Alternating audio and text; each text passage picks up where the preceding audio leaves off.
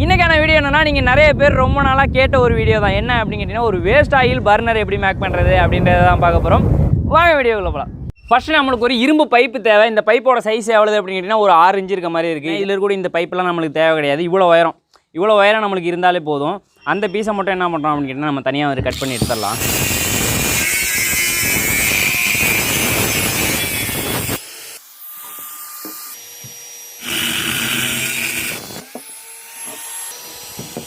அடுத்ததாக 1 இன்ச்சில் ஒரு இரும்பு பைப் எடுத்து வச்சுருக்கேன். இதில் வந்து பார்த்திங்கன்னா ஒரு 3 இன்ச்சு நீளத்தில் ஒரு 4 பீஸு தேவை. இதை நேராக கட் பண்ணணும் அப்படின்றதுக்காக ஒரு பேப்பர் எடுத்துகிட்டு சுற்றிட்டு மேலே வந்து மார்க் பண்ணிக்கிறேன். இதில் நம்ம கட்டிங் மிஷின் வச்சுட்டு இப்போ கட் பண்ணி எடுத்துக்கலாம்.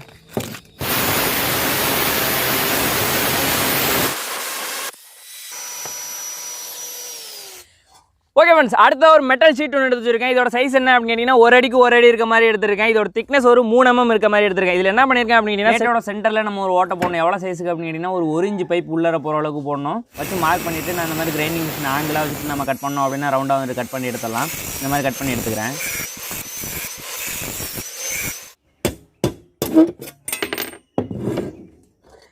ஓகேவா, இந்த பிளேட்டை நம்ம இப்போ என்ன பண்ணுறோம் அப்படின்னா, நம்ம ஆல்ரெடி ஒரு பைப் கட் பண்ணி எடுத்தோம் இல்லையா 4 பீஸு, அந்த 4 பீஸையும் வந்துட்டு இப்படி அடிக்கிறேன். இதுக்கு மேலே இந்த பிளேட்டை வந்துட்டு நம்ம இப்போ வச்சிடலாம்.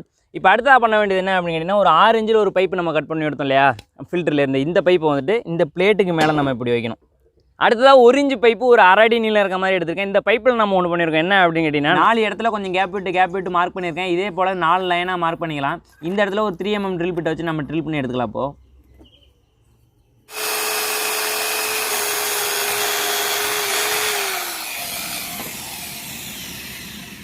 இந்த பைப்பு கூட அடுத்து என்ன பண்ணுறோன்னா, 1 இன்ச்சில் எல்போ எடுத்து வச்சுருக்கேன். GA எல்போ தான், எல்லாமே இரும்பு தான். இது மேலே வந்துட்டு நம்ம டைட் பண்ணிக்கலாம். அடுத்ததாக என்ன பண்ணுறோன்னா, ஒரு 1.5 அடி பைப்பு, அதே 1 இன்ச்சு பைப்பு எடுத்து வச்சுருக்கேன். இதே இந்த எல்போ கூட கனெக்ட் பண்ணிக்கலாம். இப்போ இந்த பீஸில் நம்மளுக்கு இந்த ஓட்டை போட்டிருக்கோம் இல்லையா, இந்த பார்ட் எங்கே வரணும் அப்படின்னு கேட்டிங்கன்னா, நம்மளோட இந்த 6 இன்ச்சு பைப்பு இருக்குல்ல, இந்த பைப்புக்குள்ளார வரணும். இப்போ என்ன பண்ணிக்கிறேன் அப்படின்னு கேட்டிங்கன்னா, இந்த பிளேட்டை தூக்கிட்டு நம்ம ஒரு ஓட்டை போட்டிருக்கோம் பார்த்தீங்களா, அந்த பிளேட் வழியாக உள்ளார விடுறேன். ஓகேவா, இப்படியே வந்துட்டு நம்ம இந்த இடத்துல வச்சிடலாம். இப்போ அடுத்ததாக பண்ண வேண்டியது என்னென்னா, இந்த 6 இன்ச்சு பைப்பை தூக்கி உள்ளார வச்சிடலாம். அடுத்ததாக சின்னதாக ஒரு இரும்பு பீஸ் எடுத்து வச்சுருக்கேன். இதுக்கு மேலே 1 இன்ச்சு பைப்பை வச்சுட்டு ரவுண்டாக மார்க் பண்ணிக்கிறேன். இதோட சென்டரில் வந்துட்டு ஒரு 4 இடத்துல பாயிண்ட் பண்ணிக்கிறேன். இந்த இடத்துலையும் நம்ம 3 mm ட்ரில் பிட்டை வச்சுட்டு ஓட்ட போட்டுக்கலாம். இந்த பீஸை இந்த பைப்புக்கு மேலே இப்படி வச்சிடலாம். இப்போ நீங்கள் பார்க்குறீங்க இல்லையா, இதே செட்டப்பில் இது எல்லாத்தையும் நம்ம வெல்டு பண்ணி எடுத்துக்கலாம். The next day. Okay friends, நம்ம வெல்டிங் ஒர்க்கை ஃபுல்லாகவே கம்ப்ளீட் பண்ணியாச்சு. என்ன பண்ணியிருக்கேன் அப்படின்றத நான் உங்கள்கிட்ட சொல்கிறேன். ஒரு 4 பைப்பு நம்ம கட் பண்ணி எடுத்தோம் இல்லையா, அந்த 4 பீஸையும் இந்த இடத்துல ஸ்டாண்டு மாதிரி 4 மூலையிலும் வச்சுட்டு வெல்டு பண்ணியிருக்கேன். அடுத்த ஒரு பைப்பு எல்போ மாதிரி கனெக்ட் பண்ணோம்ல 1/2 அடி பைப்பு, அதை வந்து உள்ளார வச்சுட்டு இந்த இடத்துல வந்துட்டு பார்த்தீங்கன்னா வெல்டு பண்ணியிருக்கேன். அதை அப்படியே திருப்பணும் அப்படின்னா உள்ளார நம்மளுக்கு பைப்பு வருது இல்லையா, அதுக்கு மேலே நம்ம ஒரு சின்ன ஒரு பீஸில் 4 இடத்துல ஓட்டை போட்டு வச்சுருந்தோம் பார்த்தீங்களா, அதையும் இந்த பைப்புக்கு மேலே வச்சுட்டு வெல்டு பண்ணியிருக்கேன்.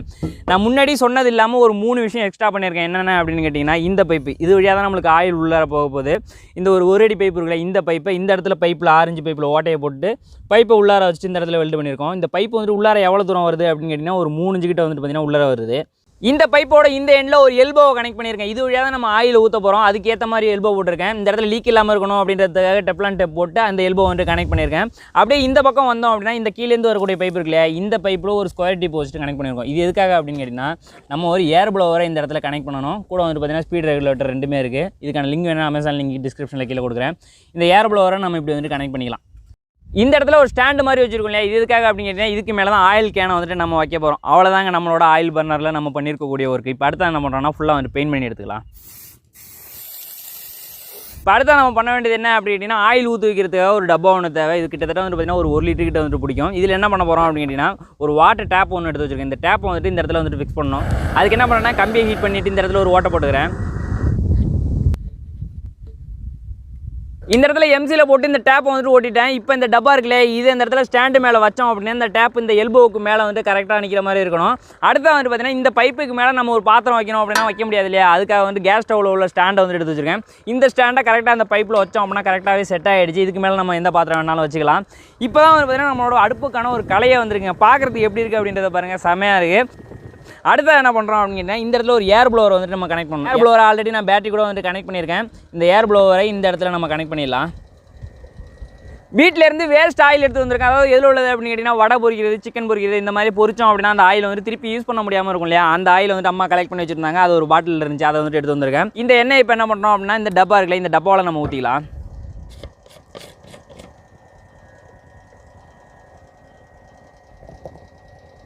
ஃபர்ஸ்ட் நான் என்ன பண்ணுறேன் அப்படின்னு கேட்டீங்கன்னா இந்த டேப் இருக்குல்ல இந்த டேப்பை லைட்டாக வந்துட்டு ஓப்பன் பண்ணி ஆயில் இந்த எல்போக்குள்ளார ஊற்றுற மாதிரி வந்துட்டு பண்ணுறேன். ஓகே, இப்போ கொஞ்சமாக ஆயில் வந்துட்டு திறந்துருக்கேன். இப்போ இந்த ஆயில் என்ன இருக்கும் அப்படின்னு கேட்டிங்கன்னா இந்த பைப் வழியாக ட்ராவல் ஆகி உள்ளார வந்து பார்த்திங்கன்னா நம்மளுக்கு உள்ளார ஊற்றிருக்கு, உங்களுக்கு தெரியும் அப்படின்னு நினைக்கிறேன். அடுத்தா நம்ம பண்ண வேண்டியது என்ன அப்படின்னு கேட்டிங்கன்னா வேஸ்ட் பேப்பர் இல்லைன்னா டிஷ்யூ பேப்பர் இருந்துச்சுன்னா எடுத்துங்க.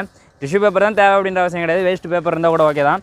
பேப்பரை வந்துட்டு உள்ளார போட்டு அந்த ஆயில் இருக்குல்ல ஆயிலில் ஃபஸ்ட்டு வந்துட்டு நினச்சி எடுத்துடலாம். அப்படி இந்த மாதிரி ஒரு 2 பேப்பரில் வந்துட்டு இந்த மாதிரி நினச்சிக்கிறேன்.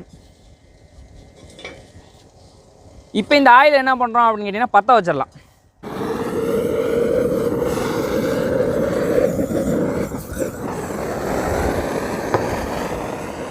இப்போ நம்ம உள்ளே போட்டுக்கக்கூடிய இந்த டிஷ்யூ பேப்பர்லாம் வந்து எரிஞ்சிக்கிட்டு இருக்குது. கொஞ்ச நேரம் வந்து நம்ம வெயிட் பண்ணலாம். இந்த நேரத்தில் எப்படி இந்த பர்னர் வந்து ஒர்க் பண்ண போகுது அப்படின்றத நான் உங்களுக்கு சொல்கிறேன். உள்ளார நம்ம போட்டுக்கூடிய ஆயிலில் வந்து தீப்பிடிச்சு எரியுது இல்லையா, எரியும் போது என்ன ஆகும் அப்படின்னு கேட்டிங்கன்னா கீழே இருக்கக்கூடிய இந்த பிளேட்டு இந்த சைடில் இருக்கக்கூடிய வால் எல்லாமே வந்து பார்த்திங்கன்னா செம ஹீட்டில் இருக்கும், ஏன்னா இரும்பு அப்படின்றதுனால.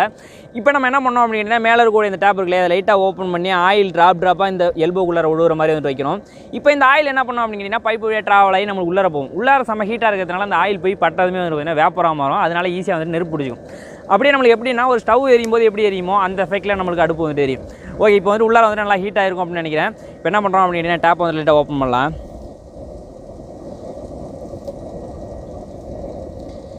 இவ்வளவு தேவையில்ல, ஒரு ட்ராப்பாக விழுகிற அளவுக்கு இருந்தாலே போதும். இந்த இடத்துல கொஞ்சம் காற்று அதிகமாக இருக்குது அப்படின்றதுனால கொஞ்சம் பறக்குது. இல்லை அப்படின்னா ஸ்ட்ரைட்டாக வந்து இந்த எல்போக்குள்ளாரே விழும். இப்போ வந்து காற்று கொஞ்சம் அதிகமாக இருக்குது. ஓகேவா, இப்போ என்ன வந்து உள்ளார போயிட்டு இருக்குது. இப்போ ஏர் ப்ளோவர் இருக்குல்ல, ஏர் ப்ளோவரில் நான் ஸ்பீடை வந்து அட்ஜஸ்ட் பண்ணுறேன். நம்மளோட பர்னர் இப்போ எப்படி எரியுது அப்படின்றத நீங்களே பாருங்கள், வேறு லெவலுங்க.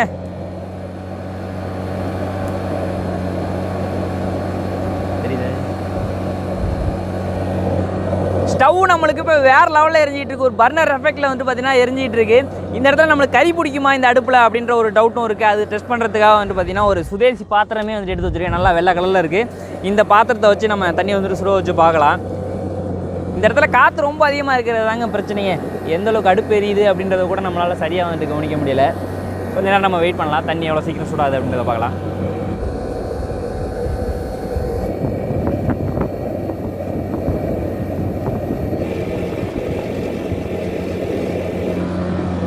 ஓகே ஃப்ரெண்ட்ஸ், தண்ணி நம்மளுக்கு இப்போ கொதிக்க ஆரம்பிச்சிருச்சு. நம்ம வச்சு கிட்டத்தட்ட வந்து பார்த்திங்கன்னா ஒரு 10 நிமிஷம் ஆகிடுச்சு. ஏன் 10 நிமிஷம் அப்படின்னு கேட்டிங்கன்னா காற்று ரொம்ப அதிகமாக இருக்குது, அதனால சூடு வந்து கரெக்டாக அந்த பாத்திரத்தை வந்துட்டு போய் சேர மாட்டேங்குது. அதனால கொஞ்சம் டைம் ஆகிடுச்சு. நம்மளுக்கு கிட்டத்தட்ட வந்து பார்த்திங்கன்னா ஆயிலும் ஒரு 100 ml தாண்டி வந்துட்டு நம்மளுக்கு முடிஞ்சிருக்கும் அப்படின்னு நினைக்கிறேன். இந்த பார்த்தீங்களா பாதி வந்து பார்த்திங்கன்னா கீழே தான் போகுது. காற்றுங்கிறதுனால ரொம்ப பிரச்சனையாக இருக்குது.